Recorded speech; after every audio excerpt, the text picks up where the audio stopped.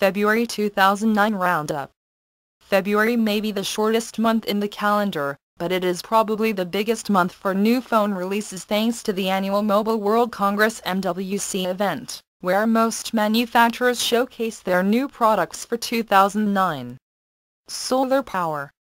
Several manufacturers showed off solar-powered phones and accessories during February, including the impressive Samsung Blue Earth touchscreen phone.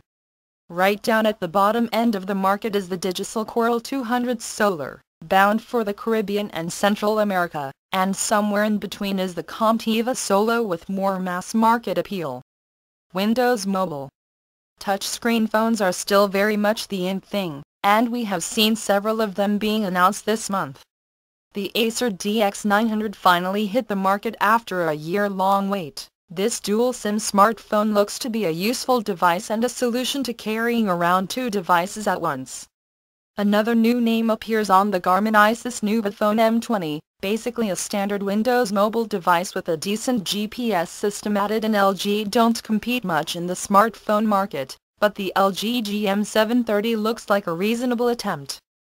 G Smart showed off their slim and attractive G Smart S1200 touchscreen phone, along with the useful but unexciting G Smart MS820, which is certainly a capable phone, but it lacks that certain something. Earlier in the month we saw the Motorola A3000, basically a cut-down version of the upcoming A3100. HTC are probably the biggest name in Windows Mobile, and the new HTC Touch Diamond 2 improves significantly on what was already a very impressive Windows phone while toning down the design a little. One step up from that is the HTC Touch Pro 2, which adds a QWERTY keyboard, but piles on the ounces when it comes to weight.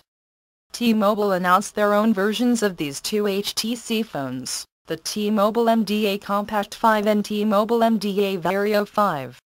Perhaps the most exciting device to be announced was the Toshiba TG01, which fits into the bigger, better, faster, more philosophy of design, featuring a big display, lots of memory and a much faster processor than the competition. Android.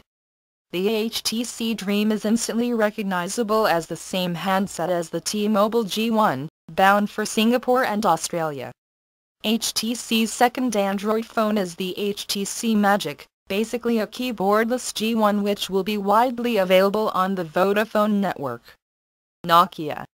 The week before the big MWC event, Nokia announced the Nokia 5630 Express Music, a capable music phone with mass-market appeal. Nokia's main announcement covered the Nokia E75 with a slide-out QWERTY keyboard, the Nokia E55 compact messaging phone, the Nokia 6710 Navigator, which is designed as a personal satellite navigation tool, and the Nokia 6720 Classic, which, strangely enough, seems to be aimed at people who want to make phone calls. Finally, Nokia announced the Nokia N86 8MP, their first 8-megapixel camera phone, which seemed more like an evolutionary device than a revolutionary one. Sony Ericsson. An attractive 3.5G slider with GPS, the Sony Ericsson C903 is one of the best-looking phones announced this month.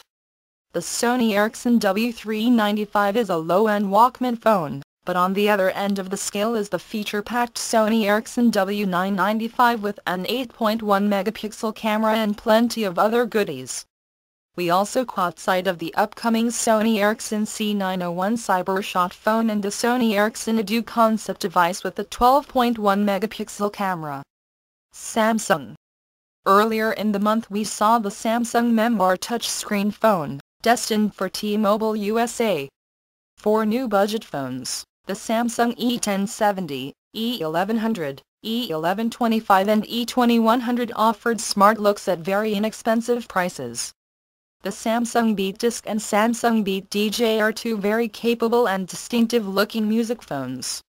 The two headlining Samsung phones this month are the Samsung Taco Ultra Edition, also called the Ultra Touch or simply the GTS 8300.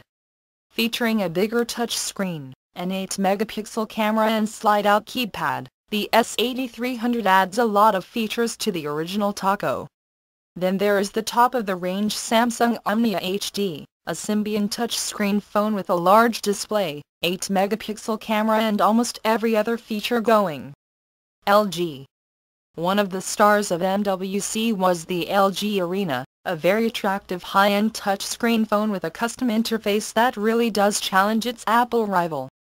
LG also gave a glimpse of the cool but slightly silly LG GD900 with a transparent keypad and the elegant-looking LG KT770 Symbian slider, plus the Windows-based GM730. The LG GT500 Puccini is a touchscreen phone that looks like it will be a T-Mobile exclusive. Other manufacturers. Hyundai Mobile showed off the incredibly cheap and compact Hyundai MB150 Chico, the Dolphin-inspired Hyundai MB490i and the dual-SIM Hyundai MB-D650 business phone.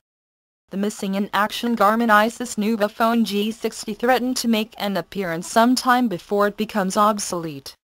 T-Mobile demonstrated their budget touchscreen T-Mobile VaReTouch handset, aimed at Central and Eastern Europe. Finally, Modu promised that their eponymous and very cool modular phone system will launch sometime during this year.